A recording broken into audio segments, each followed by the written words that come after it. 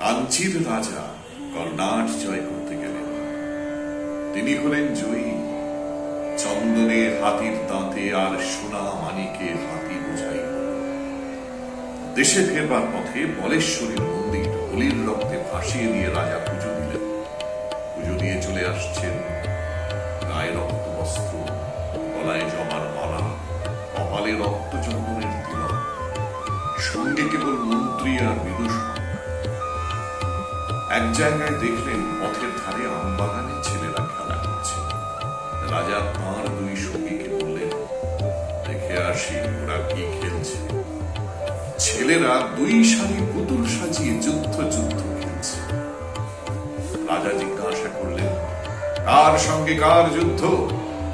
ছেলেরা বললে, কর্ণাটের সঙ্গে কাঞ্চির। রাজা জিজ্ঞাসা করলেন, কার জিত কার হার?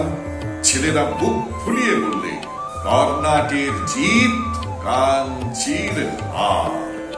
মন্ত্রীর মুখ গম্ভীর হল, রাজার চক্ষু রক্তবর্ণ। বিদূষক হা হা করে হেসে উঠল।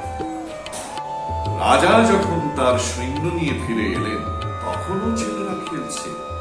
রাজা হুকুম করলেন, একটা ছেলেকে গাছের সঙ্গে বাঁধো আর লাগাও বেত। গ্রাম থেকে তাদের মা বাপ ছুটে এলো, বললেন, ওরা অবোধ, ওরা খেলা করছিল, ওদের মাফ করো। রাজা সেনাপতিকে ডেকে বললেন, এই গ্রামকে শিক্ষা দেবে, কাঞ্চির রাজাকে কোনোদিন যেন ভুলতে না পারে। এই বলে শিবিরে চলে গেলেন। সন্ধেবেলায় সেনাপতি রাজার সম্মুখে এসে দাঁড়ালো, প্রণাম করে বললে, মহারাজ, এই গ্রামে শৃগাল কুকুর ছাড়া আর কারো মুখে শব্দ শুনতে পাবেন না। মন্ত্রী বললে, মহারাজের মান রক্ষা হল। পুরোহিত বললে, বিশ্বেশ্বরী মহারাজের সহায়।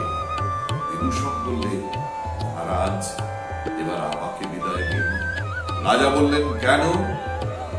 বিদূষক বললে, আমি মারতেও পারিনি, কাঁদতেও পারিনি।